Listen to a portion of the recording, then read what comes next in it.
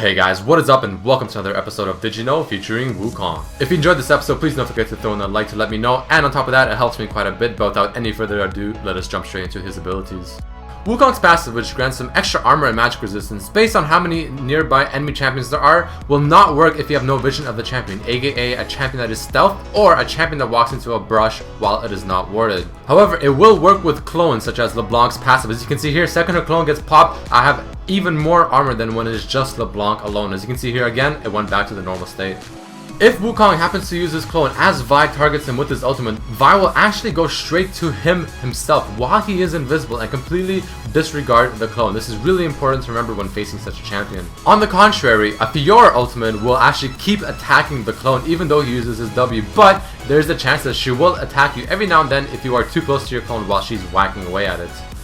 Wukong's Q ability can critically strike, however the critical damage will work as any normal auto attack crit rather than amplifying the damage on the crit by the extra damage that the Q provides. AKA the Q damage does not affect the crit damage. It is important to remember that Wukong's Q gives him 125 bonus range. This is really important because you can use this to harass in lane very effectively and even use it on a running opponent when your auto attack is out of range. Wukong's ultimate is an amazing tool to use against enemy opponents, and keep in mind that while you are active and spinning through all of your enemies, you can use summoner spells such as Flash, Ignite, and even Exhaust. You can even use items, however Tiamat and Hydra seem to be an exception as it does not proc while you are middle ulti, but other items like Youmuu's will work with this ultimate while you are channeling it, so keep this in mind. Did you know that Wukong's clone still acts as a champion as opposed to something like Zag's blobs? This means that if you use this clone to absorb something like an Ash Arrow, it will work rather than just going right through it. There is a neat trick that most Wukong players like to do as this champion with his clone ability when they are being chased by enemy champions, and this is running and then pressing S to instantly stop, making it seem like you used your W when in fact you didn't. Keep in mind that Wukong's clone will not show buffs such as red or blue, nor will it show any form of ultis on you such as maybe a Mordekaiser ultimate. Wukong is a really solid champion when it comes to pushing turrets because his Q will affect it, dealing massive damage. On top of that, you can use his E on the nearby minions to get more attack speed just so you can whack away at that turret even faster. A typical combo with Wukong in lane is to E in auto attack, instantly Q to reset the auto attack, and then you can either keep whacking away at your target or you can use W to retreat without taking any damage. Did you know that Wukong's ultimate potentially has the highest AD ratio of any skill? Because if you hit someone for the full duration, it will amount to about a 4.8 AD ratio on the ultimate. Alright, enough about his abilities, let us jump into some really cool facts and lore about Wukong. Did you know that Wukong means, in Chinese, awakening to emptiness?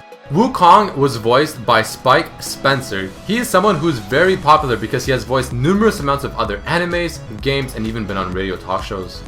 Did you know that Wukong is based off of Sun Wukong, who is said to be the protagonist in a Chinese novel named Journey to the West?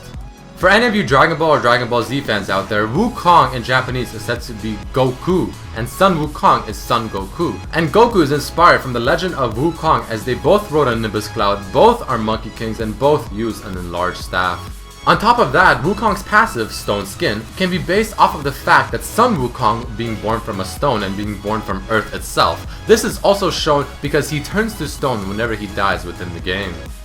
Apparently, Wukong is the first champion to have an animated gameplay preview on Riot's YouTube page. Click on the annotation on this video right now to go to that video. Wukong's joke is him extending his rod, which is also based off of the fact that Sun Wukong's rod, Ruyi, can do the same thing. Volcanic Wukong is a possible reference to the Journey of the West's prequel story, Havoc in Heaven, as where Wukong got locked in a cauldron for many days, distilled by sacred flames, and once he was released, he was actually stronger than ever rather than dying. Classic Wukong's Chinese artwork shows him fighting a water dragon, which is shown in both of the jade dragon skins. This might be a reference to a character's mount being swallowed in the Journey to the West story, and as a result of this, Wukong had to fight this dragon. Jade Dragon Wukong seems to be wearing Chinese jade, probably hence the name Jade Dragon Wukong, which is commonly carved in the form of a dragon. Did you know that Wukong was apparently trained by Master Yi in the art of Wuzhu? Wukong was also introduced to the League of Legends by Master Yi in hopes of finding worthy opponents.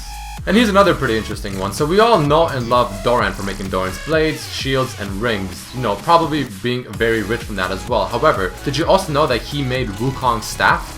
Alright, and that unfortunately marks the end of this episode of Did You Know featuring Wukong. Please do not forget to throw in a like if you really enjoyed this episode, because it really helps me quite a lot. Also, if you have any ideas on who I should do next, please write it in the comments. As you can see, this one was actually suggested by a viewer in the previous episode of Udio, which I recommend checking out as well. But nevertheless, I hope you guys enjoyed this episode, and I will definitely see you next time. Peace!